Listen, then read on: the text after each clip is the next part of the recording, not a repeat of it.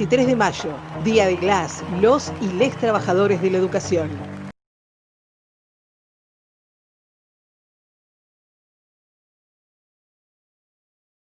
Agradeciéndole a Audo, ¿no? por su cariño, por la presentación, que por ahí no sé si es, pero bueno, le pone a todos estos encuentros, nosotros como militantes, lo que uno va construyendo a lo largo de los años, ¿no? Que son discusiones, que a veces son desencuentros, pero que en definitiva al paso de los años se valoran y se valoran mucho en estos encuentros, ¿no? Así que bueno, Audo, te mando un gran abrazo, ya nos vamos a ver. La verdad que me toque abrir esta jornada, esta reunión de hoy, y hablando nada más y nada menos que de lo que fue la Marcha Blanca, con los compañeros que están hoy acá invitados, que fueron obviamente constructores de ese proceso. A mí me pone la obligación de ser muy respetuoso de eso y en todo caso de remitirme a la experiencia personal, ¿no? De lo que era para los que recién arrancábamos militando, estar siendo o participando de ese proceso y de ese momento histórico. Quizás si no fuese hoy secretario general no estaría hablándoles, digo, yo como tantos otros, como tantos miles de compañeras y de compañeros, tuvimos la ventaja de vivir en un momento histórico en el que había dirigentes que trabajaron mucho para lograr esa primera marcha de la CETERA, ¿no? La primera, por lo menos, que se recuerde, donde la docencia argentina pudo confluir en un proceso colectivo y expresarse de manera tan masiva en todo el país. Y la Marcha Blanca fue esa síntesis, y en todo caso, cómo cristaliza, porque se inició ese año, iniciamos con la huelga, no empezamos las clases, a ver si yo no estoy, me olvidé, pero no empezamos el ciclo lectivo. Y ahí se empezó a construir. Y esa fue mi primera experiencia de huelga, ¿no? Y nos reuníamos, yo en ese momento estaba en Chosmalal, y no había una sola escuela trabajando. O sea, todo el mundo estaba adherido al paro.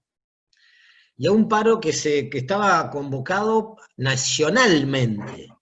No era un proceso local, era una convocatoria nacional donde nadie quería quedar afuera. Es decir, hasta las compañeras que después uno a la larga las empezaba a ver y que eran compañeras que difícilmente paraban después cuando había movidas provinciales. Pero esa convocatoria fue, yo por lo menos de las que recuerdo en Chosmalal, quizás las más masivas. No hubo una sola escuela que haya empezado ese año las clases y un solo maestro que haya ido a trabajar durante esos 40 y... Quizás por ahí se me pierde un poco, pero gran parte de esos 42 días que duró la huelga, el paro fue total. Digo, escuelas como la que hoy es 327, en aquel momento era la escuela 3 de Frontera, ahí se hacían las reuniones, o el CEPEN 4, bueno, no había una sola escuela que hubiese quedado afuera de ese proceso. Eran consignas muy fuertes que seguramente Daniel y Osvaldo después las van a desarrollar, pero digo, ¿qué rescataba? ¿Qué puedo rescatar? Que eso previo que hicieron esos compañeros que lo vieron venir, ese proceso, tuvieron la capacidad de instalarlo de tal manera que ninguno de nosotros quiso quedar afuera de esos reclamos. Hablar de lo que era el Estatuto Nacional Docente, un salario unificado, una ley de financiamiento, eran consignas muy fuertes. Y claramente estábamos en el proceso donde del 83 en adelante se habían empezado a revertir todo lo que había significado la dictadura, entonces había también una efervescencia militante muy potente, ¿no? Y digo, el haber podido, además de aprender tanto durante esos esas semanas, esos tantos días de huelga. Incluso recuerdo una experiencia que me tocó vivir, porque bueno, en Chosmalal, por algún proceso político que había habido del sindicato en los años anteriores, no había comisión directiva. La verdad que no tengo el registro de cuál había sido el conflicto anterior, pero había quedado eso medio descabezado. Pero bueno, los compañeros se juntaron igual, y había que armar algún grupo que de alguna manera tome alguna responsabilidad, había que ir a algún plenario, hubo incluso una invitación a participar a un congreso de CETERA, que se hizo en la CGT, en el edificio de Azopardo.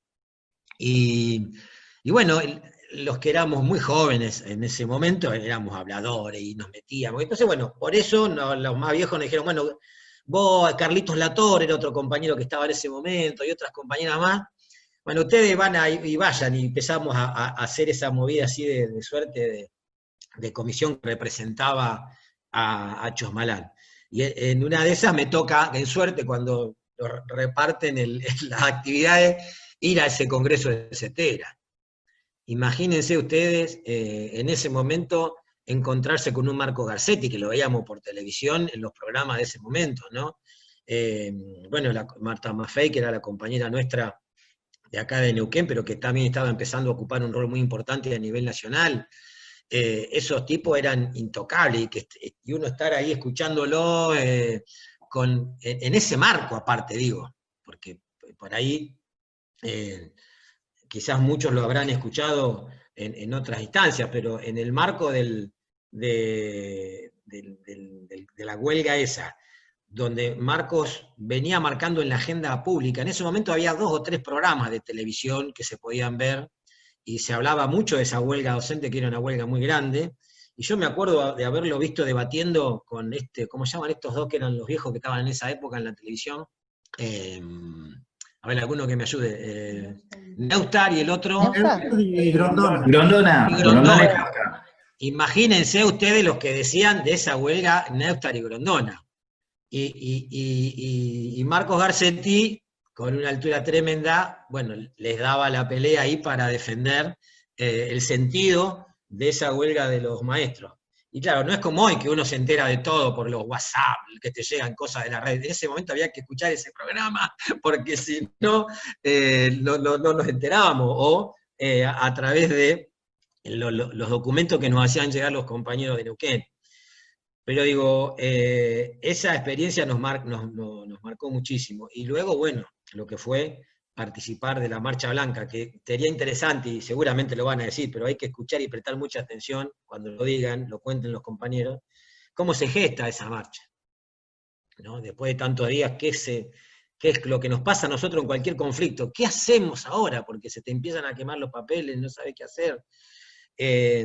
Bueno, en ese momento, no lo quiero decir yo, seguramente Daniel o Osvaldo lo pueden contar con más detalle, porque fueron protagonistas centrales de esa huelga, pero bueno, estaba eso en el pensar qué hacer, y surgió esto, y los que lo pudimos disfrutar, creo que fue también, ¿no? el encontrarnos en semejante marcha, con el impacto que tenía pasando pueblo por pueblo.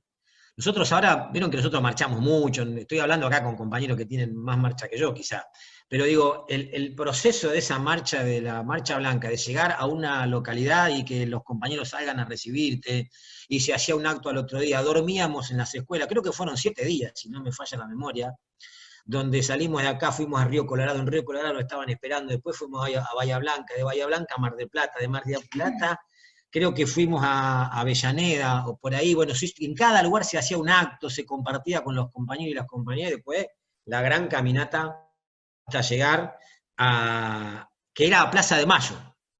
El acto no estaba previsto, por lo menos mi recuerdo me dice que no estaba previsto hacerse donde se hizo en el Obelisco, sino que era ir a la Plaza de Mayo.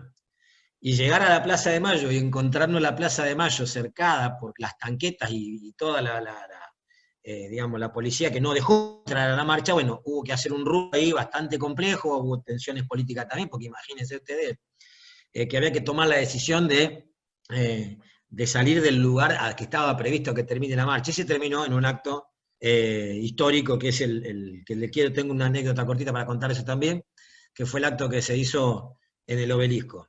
Pero digo, el aprender de lo colectivo, de la fuerza de las cosas que hacemos entre muchos, de la organización, no hubo un detalle librado al azar, o sea, esos compañeros en ese momento nos cuidaron, porque no hubo un solo hecho que alguien diga, miles de personas caminaban, esto que dice el video era así, desde Jujuy, de Misiones, había una columna que creo que salió de Viedma, nosotros que salimos de acá de Neuquén, todo absolutamente sincronizado, nos estaban esperando, y eso me parece que la única que lo puede garantizar es la CETERA, digamos, y con los años no se ha ido dando cuenta, porque cuando hemos hecho marchas federales nosotros, lo que está más organizado, lo que cuida más a los compañeros, la que cuida más el detalle, la que tiene claro el objetivo hacia dónde va, es este espacio que ha sido, bueno, el aseteado de Hugo y lo que hemos podido construir nosotros acá. Y eso me parece que también te deja un horizonte y un piso alto para la discusión. Y la anécdota concreta que hay cuando llegamos a Buenos Aires, al Obelisco, tiene un protagonista que está acá entre nosotros, que dentro de un rato va a hablar. Él lo desmintió siempre esto, pero yo ahora que somos muchos acá lo quiero decir porque no va a poder negarlo, porque hay más de algún testigo. Le toca hablar a Neuquén. Y bueno, como Neuquén, como ya les van a contar Daniel y Egobaldo y Verónica, fue muy importante en ese proceso de la Marcha Blanca, tuvo un espacio en el palco. O sea, Neuquén no podía estar en el palco. No sé qué pasó, pero bueno, la cuestión, que los que estaban hoy con el bombo, meta redolante y bombo ahí abajo del palco, bueno, sube el compañero Osvaldo Nadra, que va a hablar a la plaza esa, va a la plaza no, a lo que era la 9 de julio, desbordada de maestros y de maestras de toda la Argentina. Y el Osvaldito con su tono tan particular, nosotros, los neuquinos, le dice, ¿no? Claro, nadie le creyó que era neuquino el Osvaldo.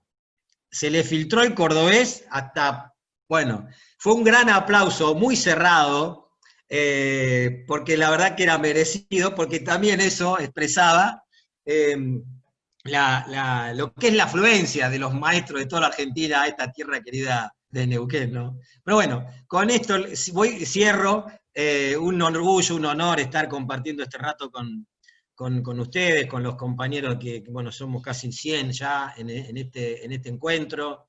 Un honor estar con Daniel, con Verónica, con Osvaldo y con todos los que están, y saludar a los compañeros que tienen esta iniciativa, porque me parece que esto es lo que a nosotros nos va a hacer fuertes, porque vienen tiempos difíciles, bueno, siempre son difíciles los tiempos, ¿no? Pero en la medida que esos tiempos que uno transcurre desde lo sindical, desde lo político, lo hace sobre bases conocidas, sabiendo de dónde vengo, porque cada uno, aunque no haya estado, es parte de esa historia, te para mejor para lo que hay que hacer en el futuro, y que es inmediato, ¿no?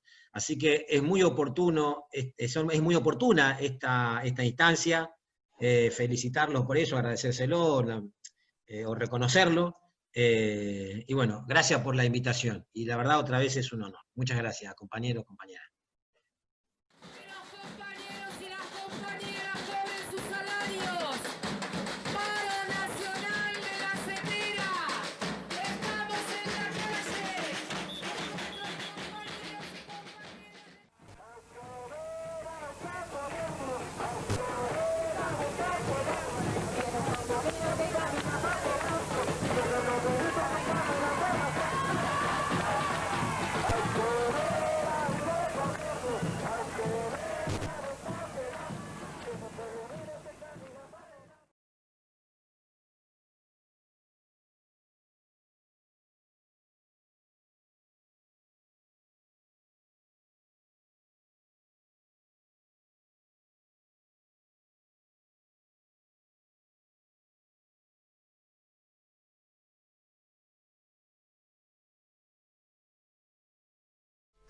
El 23 de mayo, Día de Glass, los y les trabajadores de la educación.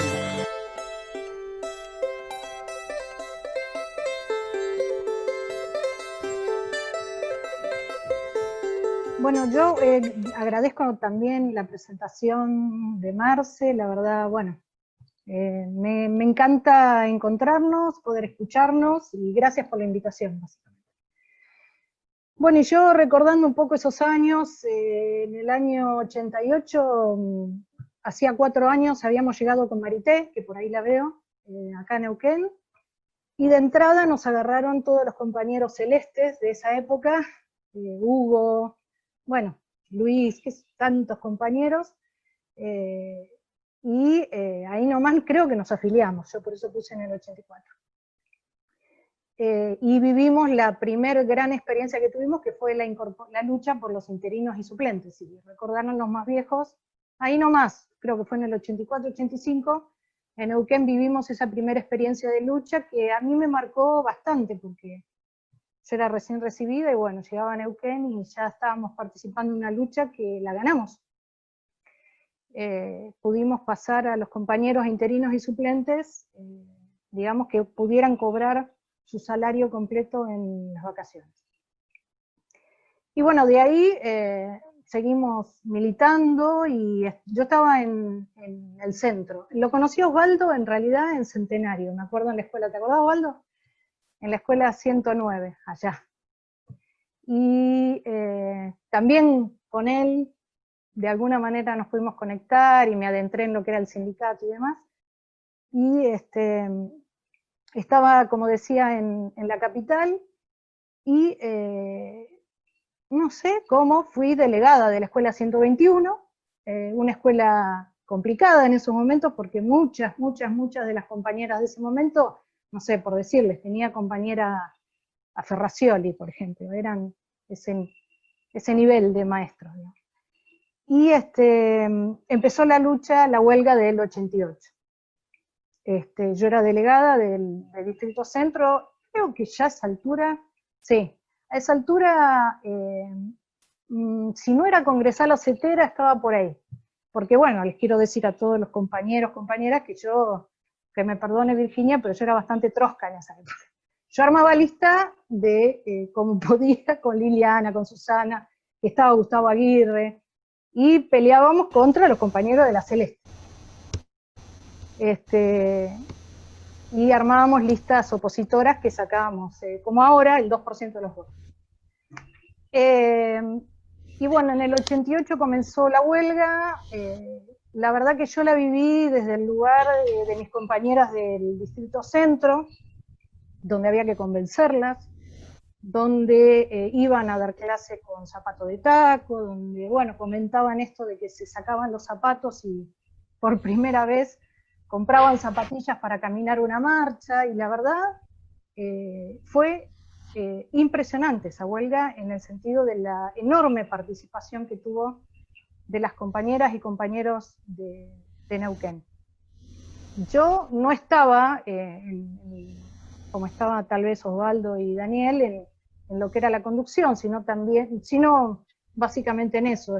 Fui también representante de alguna manera del Distrito Centro y llevaba las posiciones ahí a las asambleas. Les voy a contar una pequeña anécdota personal. El día de salir, yo estaba, porque fue discutida esa huelga sobre el final, porque había una conciliación obligatoria que fue acatada primero, y luego se levantó para hacer esta marcha, pero se sabía de alguna manera que luego venía nuevamente la conciliación obligatoria y la huelga se terminaba, que de hecho fue así, porque el 24 creo que la huelga finalizó. Y bueno, estábamos en esos momentos bastante discutidos, difíciles, donde sentíamos que la huelga se nos iba y muy pocas cosas obteníamos. Y ahí surge lo de la Marcha Blanca. Yo no iba a ir, yo vivía cerca de donde vive Fanny Marcelo, ahí en el barrio Belgrano, y no iba a ir por esta cuestión de que yo sentía que la huelga ya había terminado. Pero se hace una convocatoria en el monumento, creo recordar algo así, donde se iba a despedir a los compañeros y las compañeras que se iban a la marcha. Yo fui con mi bicicleta a despedirlos a los compañeros. Cuando llego allá, encuentro todo lo que era el ámbito de la salida, lo que era, lo veo al pelado Salaburu, creo que Liliana, hoy hablaba con María, no sé, creo que Liliana Obregón también estuvo. Y bueno, y varios compañeros más con su bolsito, su bolsa de dormir, listos para salir. Y bueno, y ahí me agarró unas ganas tremendas de ir. Así que no sé con qué compañero hablé, habrá sido con Osvaldo, con Daniel, con alguien. De ahí les pregunté a dónde iban y me dicen a Chipoleti, ahí hacemos una parada. Por favor, espérenme, les dije, por favor, espérenme. Agarré mi bicicleta, me fui a mi casa ahí, agarré 3 cosas, dejé la bicicleta, hice dedo y llegué a Chipoleti y ahí los encontré y ahí me subí recién al colectivo. La verdad que fue de las decisiones mejor tomadas, bueno, tengo varias, pero esta, la verdad que la decisión que tomé fue de lo mejor, maravillosa. Me subí al colectivo, veo en los videos, en las fotos el gaucho era de nuestro distrito, era del distrito Limay, era un papá o un abuelo de... Yo digo Limay porque también después en ese año trabajé en la 132. Yo iba con el gaucho, y bueno, subimos al colectivo y ya al arrancar nomás, en el primer lugar donde nos bajamos, me di cuenta de lo que iba a significar, porque bajamos varios kilómetros, un par de kilómetros antes, ya organizábamos la marcha y entrábamos marchando, no sé, habrá sido Roca, Regina, no sé. Y así dormíamos en bolsa de dormir, en escuelas, comíamos todos juntos, y la cosa se iba incrementando en calidad, en cantidad de gente, en entusiasmo, en todo lo que se les puede ocurrir que puede suceder ahí. Y yo recuerdo la entrada a Mar del Plata, en lo particular. La entrada a Mar del Plata fue maravillosa. Era entrar, la columna nuestra, llorábamos porque el recibimiento de los compañeros, de otros trabajadores y trabajadoras, era que te sentías parte de algo grande, que estábamos como que los demás nos identificábamos entre todos nosotros. Nos aplaudían y no sabíamos por qué, pero sí nos aplaudían. Y bueno, y en la entrada a la 9 de julio es imborrable. Era la columna que cubría toda la 9 de julio, toda, donde vos veías maestros y maestras. Nosotros éramos una de las que Aten encabezaba una de las columnas, y bueno, íbamos marchando. La verdad, sí, después sucedió esto de que no entendíamos por qué no ingresábamos a la Plaza de Mayo. Algunos queríamos entrar igual. La organización estuvo ahí, la verdad que estoy de acuerdo con Marce, brillante, porque no nos permitían salirnos de donde las cosas estaban decididas, digamos. Más de uno queríamos igual entrar a Plaza de Mayo, estaba la Plaza de Mayo totalmente vallada, bueno, era imposible. Recuerdo el titular del diario Crónica que decía maestrazo grande con una foto impresionante. De esos años yo recuerdo que por primera vez, o sea, se empezaba a discutir esto de que éramos trabajadores y trabajadoras, porque hasta ese entonces, o yo era lo que vivía en el centro también. En ese momento el tema de que éramos algo así como, no sé, una vocación, que éramos algo santo, que no podíamos, no teníamos paritarias. Y bueno, el reclamo de tener paritaria y lo del salario único fue algo que se instaló, de un salario único para todos y todos los docentes de todo el país. Tal vez el desenlace no fue del todo había muchos descuentos de día de paro.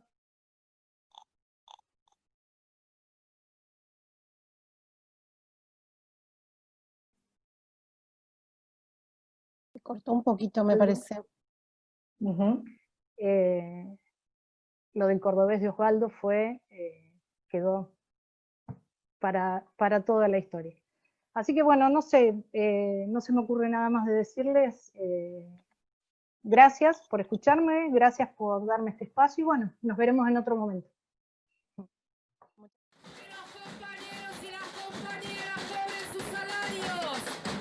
Paro nacional de la CETERA. Estamos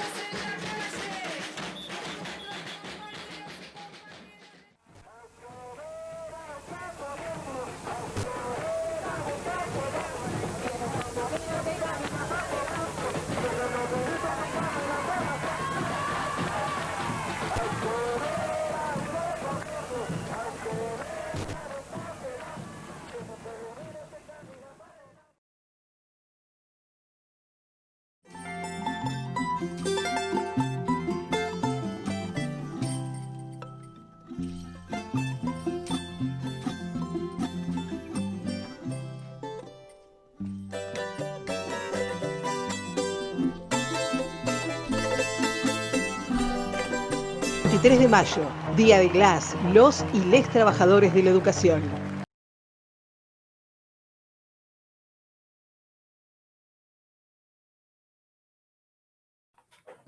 Bueno, agradecer, ¿no? Tengo la garganta media jodida, así que por ahí me va a costar un poquito. Bueno, agradecer esta convocatoria, creo que está bueno. Me hicieron trabajar, ¿no? En tratar de ejercitar la memoria, precisar algunas cosas, buscar alguna lectura, ¿no? Para contextuar todo. Por ahí aclarar que, bueno, en ese año 88 yo no tenía ningún cargo gremial, ninguna participación demasiado activa en nada.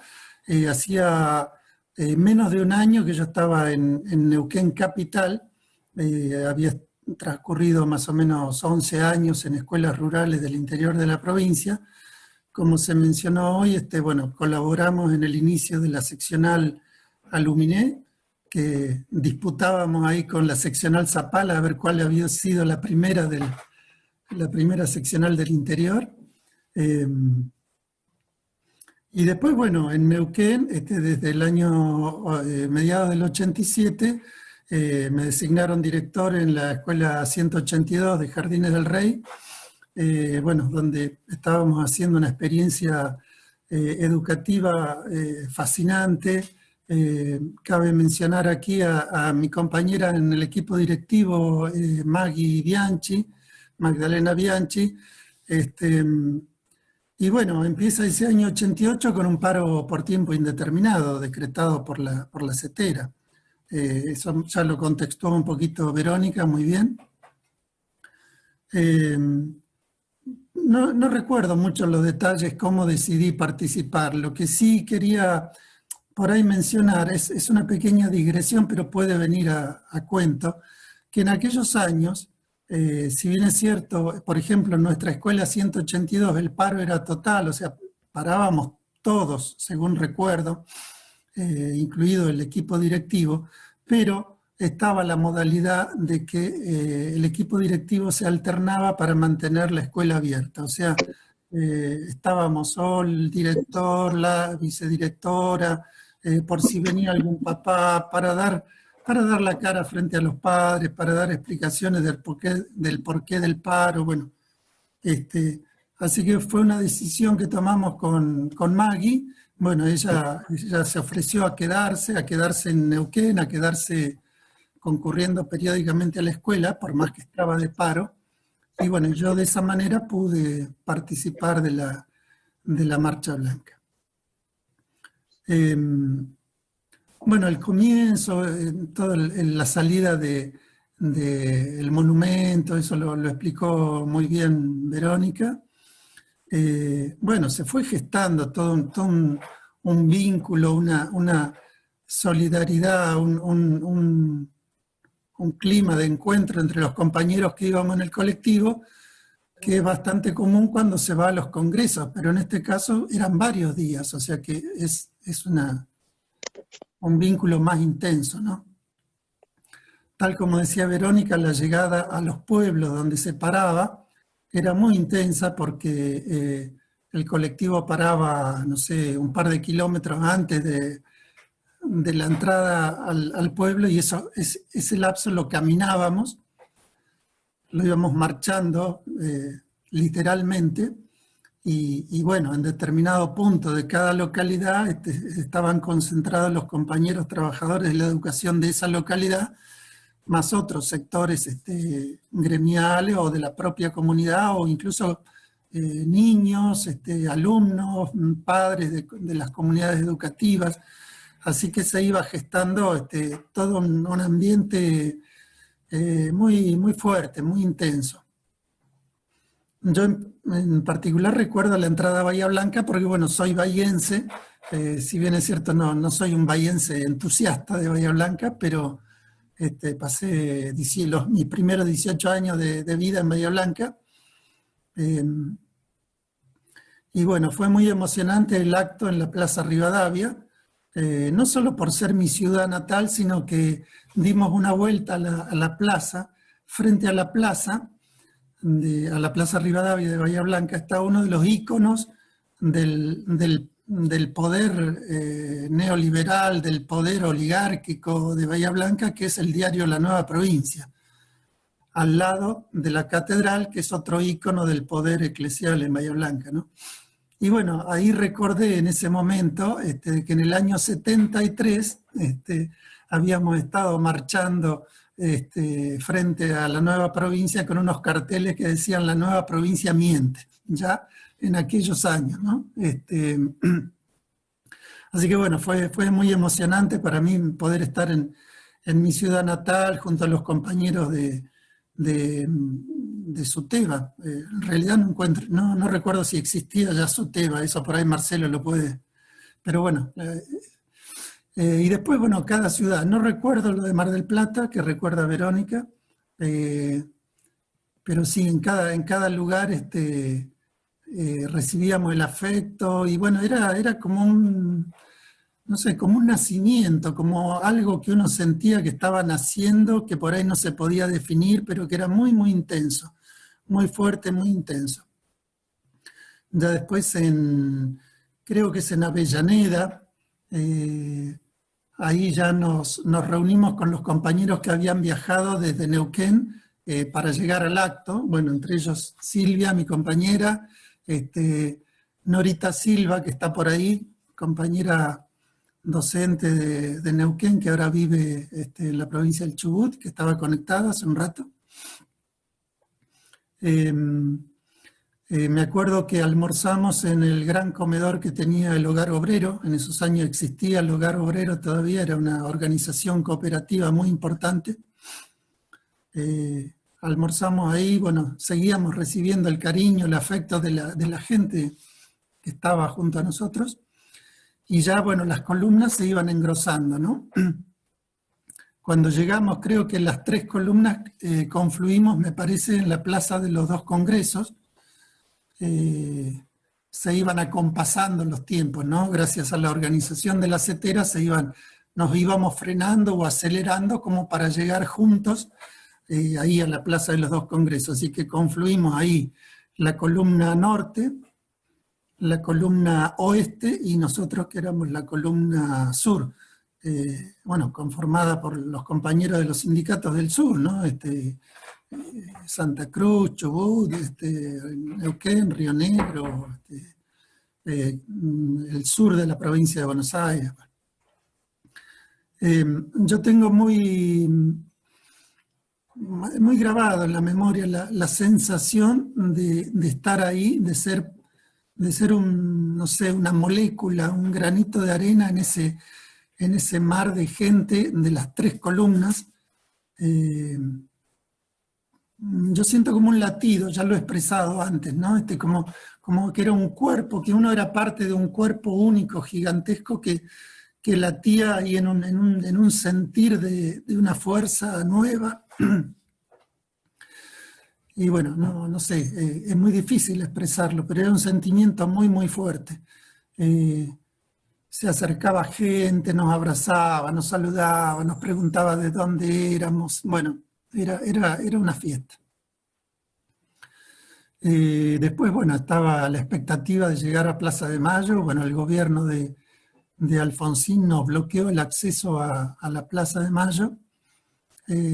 Recuerdo muy claramente que donde deberíamos haber seguido derecho, bueno, los compañeros nos llevaban a doblar, creo que doblábamos hacia el lado derecho para dirigirnos a otro lado, y bueno, como bien recordaba Verónica recién, había tensiones, ¿no? Había compañeros que, bueno, querían que sea como sea, pasáramos.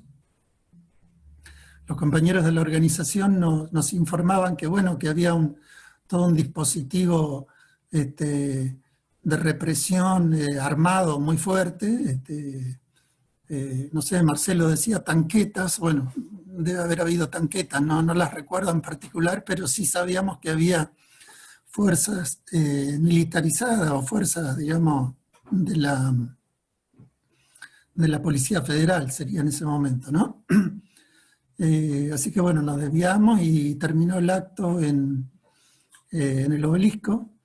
Recuerdo muy clarito que habló Saúl Gualdini, habló Marco Garcetti, creo que habló Mari Sánchez, no estoy muy seguro.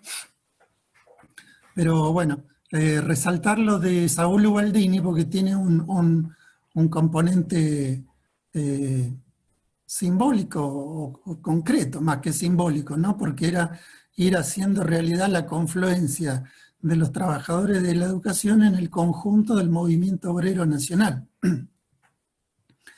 Esto se había discutido en los inicios de ATEN, yo me acuerdo de asambleas ahí en San José Obrero, donde se debatía si ATEN iba a ser parte de la CGT o no. Y bueno, por ahí los sectores de una izquierda un poco más radicalizada, bueno, no quiero adjetivar, pero había sectores que se oponían a esto, y sectores, bueno, dentro de los cuales me incluía, que creíamos que debíamos ser parte, por más que pudiéramos señalar diferencias o grados en el nivel de las luchas que se encaraban, pero bueno, y esta presencia de Saúl Gualdini ahí en el cierre, en el obelisco, para mí tiene ese valor. Bueno, y después intentar, esto sería, bueno, digamos, lo anecdótico, que creo que tiene valor también, ¿no? Para que los compañeros más jóvenes vayan imaginándose lo que era, ¿no? Pero después algún par de reflexiones que uno puede hacer, ¿no? Creo que veníamos de una setera que empezó a cambiar, ¿no? Creo que hubo como una especie de bisagra, no sé si empezó justo ahí o se venía gestando un poco antes, pero hubo una bisagra en la setera. Creo que la setera empezó a dejar una cierta impronta, quizás sectaria, no sé si es la palabra, pero bueno, me aparece la palabra sectaria, que justamente le impedía sumarse al movimiento de trabajadores, ¿no? Del conjunto de los trabajadores argentinos. Por eso yo decía que la presencia de Saúl Gualdini ahí como secretario general de la CGT tenía un valor importante. Bueno, después de esto de instalar, porque ahí lo que estábamos planteando no eran solo reivindicaciones sectoriales de los trabajadores de la educación, por supuesto que las había, ¿no? El sueldo unificado, el nomenclador único, ¿Es la primera que estás haciendo? Sí. Una ley nacional de educación, eran reclamos sectoriales, pero también se iba instalando muy fuerte la idea de que defendíamos la educación pública, o sea, estábamos defendiendo la educación de los niños y los estudiantes argentinos, especialmente de los sectores más desfavorecidos. Me acuerdo que creo que en esa época aparecieron unos stickers con un niño sentado en un banco. Quizá hoy nos parecería retrógrado porque eran esos bancos unipersonales de madera de todos los niños mirando hacia adelante, ¿no? Pero bueno, y del banco salía una planta, un arbolito, algo así. Y el texto del sticker era el alma del pueblo brota en la escuela pública, ¿no? O sea, una forma de intentar resumir esto de que la escuela pública no era solo para reivindicar nuestras reivindicaciones personales como trabajadores de la educación, sino que asumíamos un compromiso de la escuela para todos, ¿no? Una escuela popular, democrática. Bueno. Después, por ahí comentar, sobre todo para los más jóvenes, que ¿por qué se pedía un salario único? Bueno, porque ya las jurisdicciones estaban, o sea, ya la educación, por lo menos la educación primaria, estaba a cargo de cada provincia. En el año 78 la dictadura pasó las escuelas, que eran todas nacionales, las pasó, no todas, pero muchas de ellas al ámbito de las provincias. Así que ahí empezamos a tener distintas realidades, provincias un poco más ricas con más recursos, provincias pobres con menos recursos. Por eso tenía sentido esto de unificar el salario docente, porque ya teníamos diferencias muy grandes entre entre los ingresos de los trabajadores de la educación de una...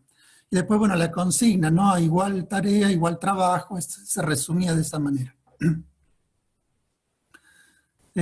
Bueno, después hubo un debate interno sobre si había estado bien levantar la medida, sectores que planteaban que no se había conseguido nada, que yo creo que siguen estando esos pensamientos en algún sector, bueno, que conocemos, ¿no?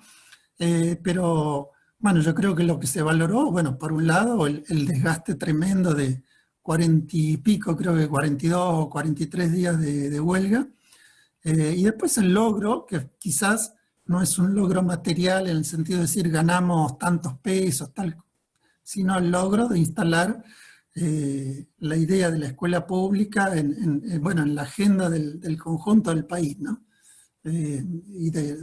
Y unirnos o empezar a acercarnos al conjunto de los trabajadores.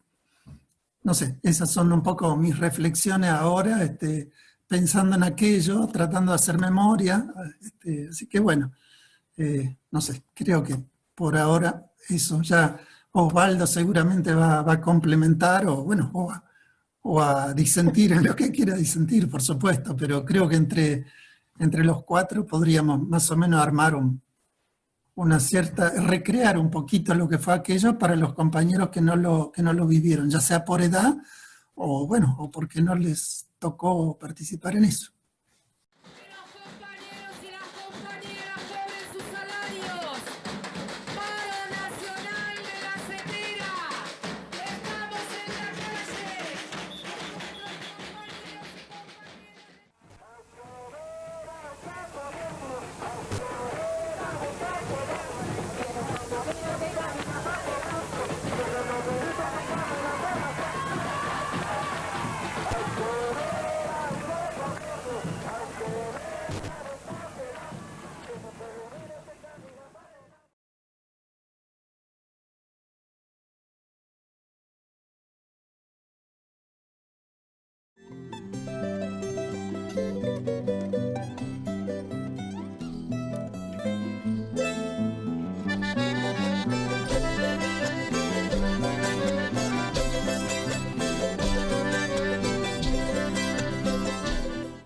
El 23 de mayo, Día de GLAS, los y les trabajadores de la educación.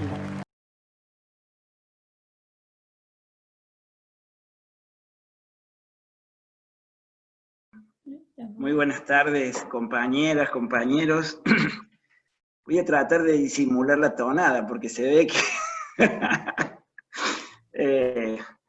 ya llegaremos a ese punto de cuando a uno le temblaban las rodillas.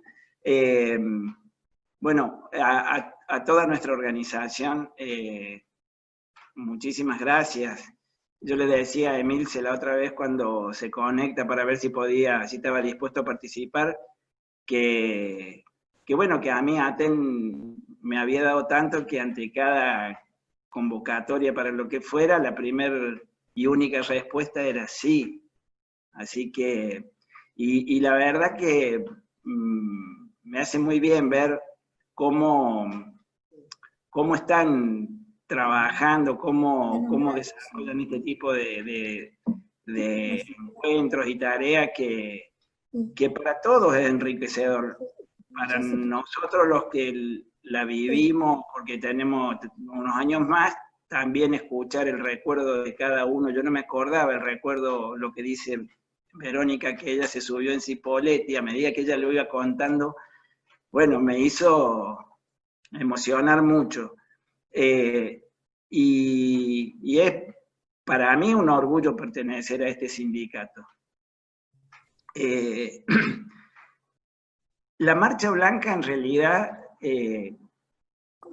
comienza no la Marcha Blanca, mejor dicho, el conflicto del 88 comienza en el 87. La CETERA a finales del 87 dice: así terminamos, pero de este modo no comenzamos.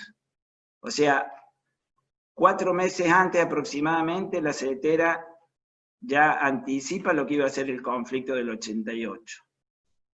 Y así fue, y acá en Neuquén, bueno, nosotros digamos que nuestras asambleas lo votaron, pero no teníamos mucha experiencia de paros por tiempo indeterminado, así que hubo que arremangarse y salir a trabajarlo y a sostenerlo.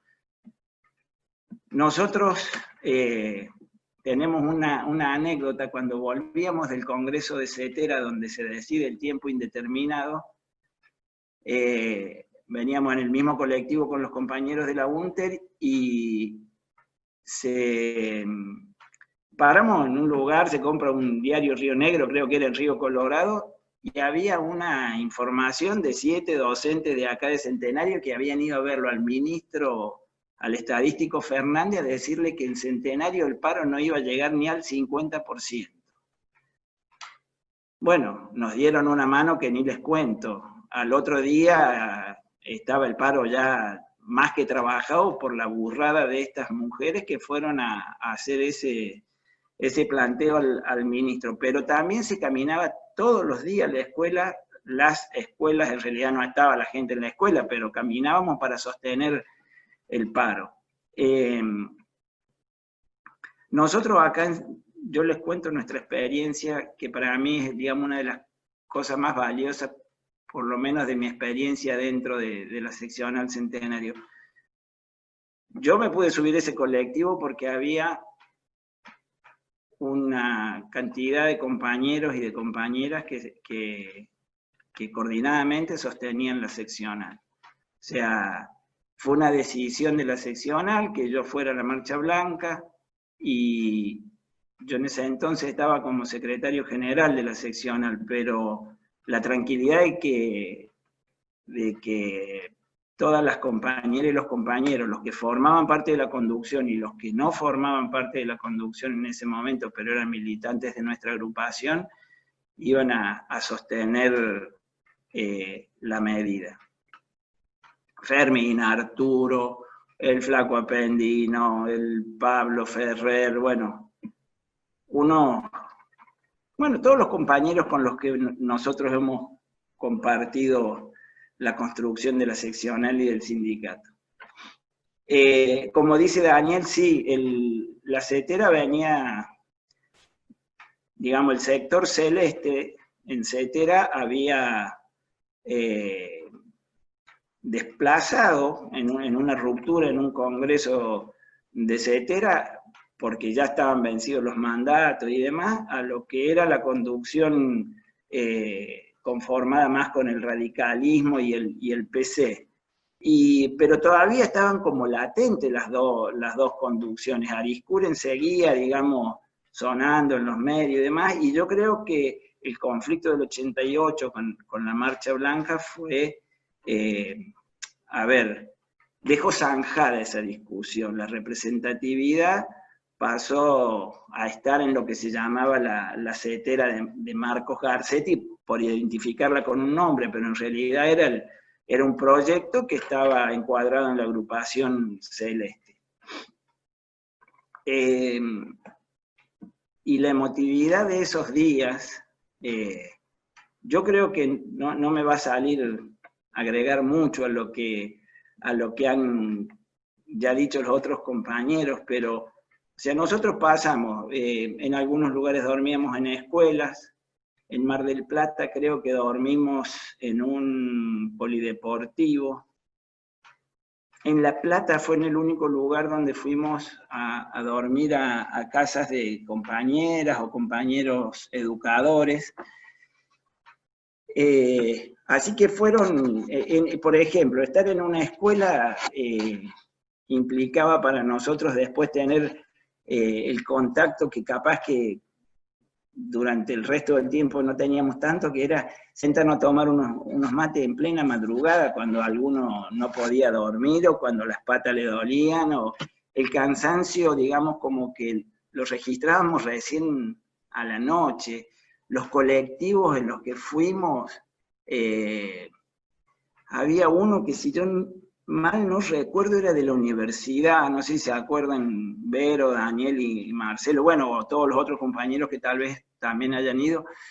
Era uno de esos, un colectivito azul, un Mercedes 608, que no le va a preguntar si tenía asientos reclinables, agradece que tenía algún tapizado que sea un poquito blando, pero nadie tomaba en cuenta esas cosas, porque teníamos, o sea, estábamos en un momento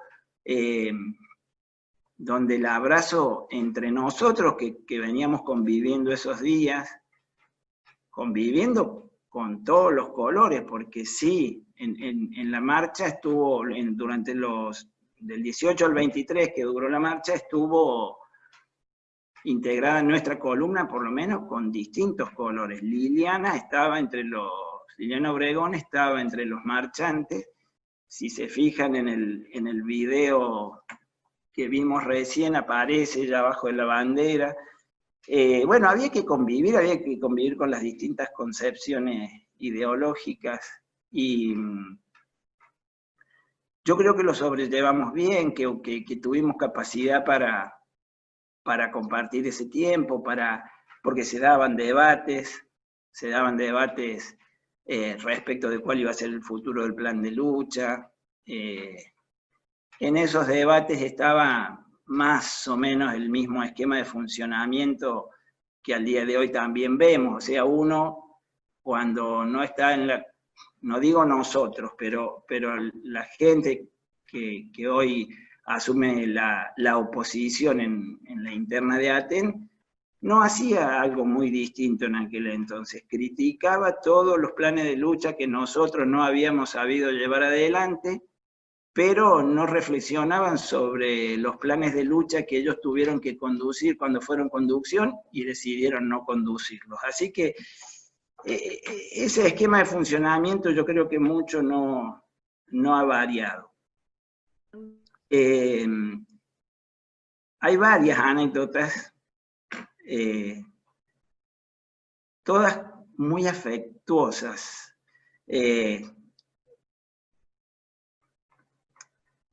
Por ejemplo, en cada lugar, digamos, donde nosotros llegábamos, la gente que estaba esperándonos,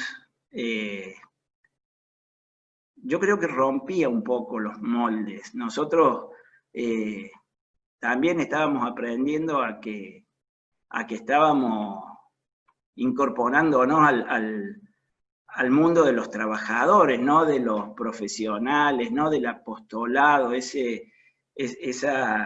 intención de los poderes de convertirnos casi en seres asépticos y hasta descomprometidos más allá de lo estrictamente pedagógico. Ese año, yo haciendo lo que hizo Daniel, que estuvo revisando un poco algunas cosas y repasando, miraba algunas crónicas, y el 25 de marzo de ese año, en un acto nuestro de CETERA, es la primera vez que un secretario general de la CGT habla en un acto de los trabajadores de la educación. Y ojo que los trabajadores de la educación, o sea, nosotros estamos hablando de la CETERA post-dictadura, en la CETERA previa a la dictadura, bueno, sabemos cuáles son los compañeros y cuántos son los compañeros y compañeras que fueron asesinados, desaparecidos, torturados o obligados a exiliarse. Bueno, nosotros veníamos de esta concepción, o intentando romper esta concepción de apóstoles, y teníamos que aprender a que éramos tan trabajadores como otros, y teníamos que romper con esa inercia. Nosotros acá en la provincia, cuando hubo que discutir la incorporación de CETERA a la CGT, fuimos escuela por escuela a hablar con cada uno de los compañeros y las compañeras hasta que se aprobó el mandato de incorporarse a la CGT, que fue, a mi entender, un paso muy importante de nuestra federación. Entre las anécdotas graciosas, Vero, no sé si te acordarás vos, pero ahora cuando dijiste que vos eras como que andaba siempre ahí apadrinada por el gaucho ese le sabía cortar la fruta con un cuchillito berijero que tenía, y después se lo limpiaba en la alpargata, en la alpargata. Verle la cara a ustedes cuando le habían pedido que les cortara la manzana era realmente divertido. No se agarraron ningún virus, creo, nada, sobrevivieron, así que... nosotros al llegar a Buenos Aires, por lo menos las contadas de los compañeros con los que nosotros podíamos hablar, era que el gobierno de Alfonsín no quería que llegáramos a la Plaza de Mayo porque ya estaba ornamentada para la celebración del 25 de mayo. Y yo pensaba, pero escúchame una cosa, si la ornamentación de la plaza, ¿quién la va a deteriorar? Los trabajadores de la educación que ornamentamos nuestras escuelas, no solo para el 25 de mayo, para recibir el primer día de clase a los pibes, para despedirlo el último día de clase, para el 9 de julio, para el Día del Niño, para el Día de la Familia. Decía, qué injusto, ¿no? Cómo pretendían desmerecernos como laburantes organizados que reclamábamos. Y en el momento de no llegar a la Plaza de Mayo, sí hubo tensiones. Yo, si mal no recuerdo, también por comentarios de compañeros de la conducción nacional, Eve de Bonafini se ofreció a encarar, a querer, digamos, enfrentar, digamos, desde la primera línea, meterse al plaza. Bueno, la conducción de CETERA tenía en claro cuál era el objetivo, no iba a exponer a los compañeros y a las compañeras a una agresión de esas características.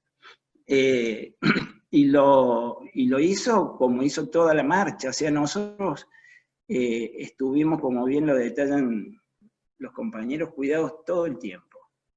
Desde Neuquén, con nosotros se fue una camioneta de ATEN, donde iba un médico y un paramédico. El paramédico, el gordo Ricardo, el concuñado del pelado Salauro. Y en todo tiempo en todo momento estuvimos cuidados, yo me acuerdo que a veces nos retaban algunos, che, están tomando mucho mate, les va a hacer mal, miren. Pues decía, pero ¿cómo puede ser que somos personas grandes? Mira las cosas. Y sí, los compañeros y las compañeras que estaban a cargo de la organización, hicieron un trabajo impecable. Y al momento de estar en el obelisco, yo creo que fue el José Sabanco. Sigo esperando pruebas, no hay pruebas todavía, voy a ver si algún abogado me asesora, pero alguien decidió que yo tenía que hablar por la columna sur. Para mí una imprudencia, porque en la columna sur venía, por ejemplo, Daniel Gómez, que era secretario general de la UNTER. Podría tranquilamente haber hablado él por la zona sur. Y bueno, yo como tengo el sí fácil, dije de nuevo que sí, pero bueno, arriba de ese palco me agarró un pánico que no les puedo contar. Yo no podía terminar de ver la cantidad de gente. Y aparte yo me imaginaba, escúchame, ¿qué tenemos que decir nosotros? Está Ubaldini, está el Marco, está la Mari Sánchez, que sí, Daniel, también la Mari habló en ese momento en el acto. Así que la verdad que yo no tengo ni idea lo que dije. No debo haber podido simular la tonada, y si dije nosotros los neuquinos, sepan disculpar.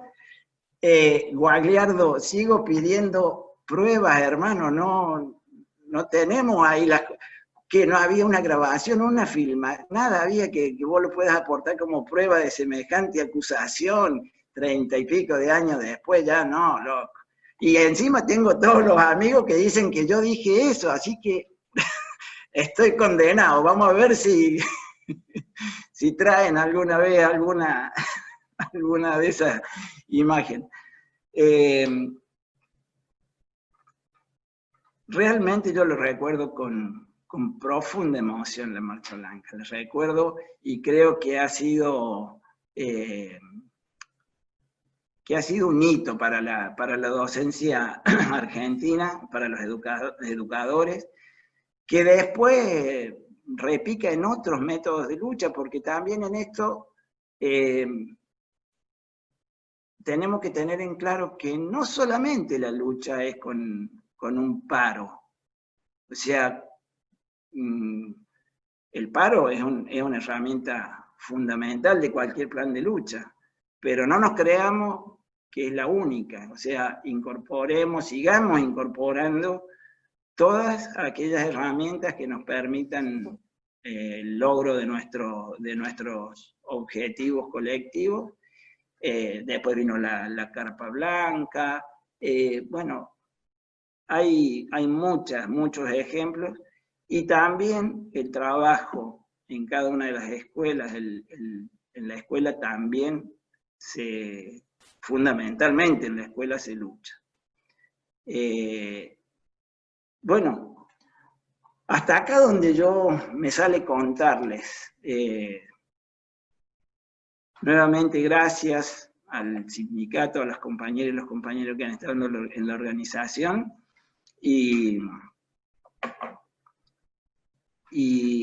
la última, acá que estoy leyendo unas cosas en el chat. A nosotros nos tocó cuando llegamos a Buenos Aires comer en el local del PC, o estar alojado ahí un rato en el local del PC. Y bueno, no sé quién me nombra por mi apellido en un momento, que es Nadra, y yo dije, ay, ojalá que haya quedado de este lado de la división del PC de aquel entonces. Y sí, bueno, el Fernando Nadra del PC había quedado en ese lado, así que no me miraron muy fiero los que tenían a cargo el local del PC. Che, compañeras, compañeros, muchísimas gracias nuevamente.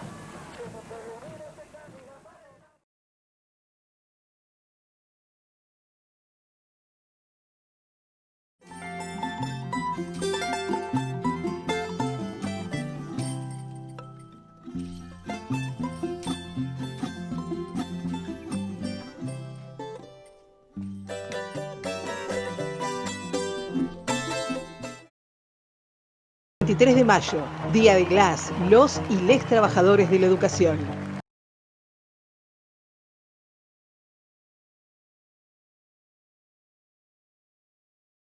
Me recontra emociona, los recuerdo, no sé si será por la edad, que a esta altura uno se emociona fácilmente, pero la verdad es que la Marcha Blanca fue un hito en la historia de nuestra organización y la organización de todos los trabajadores de la educación, ¿no? El hecho de plantear, yo quería recuperar dos cositas y dos anécdotas cortitas que lo involucran a Marcelo.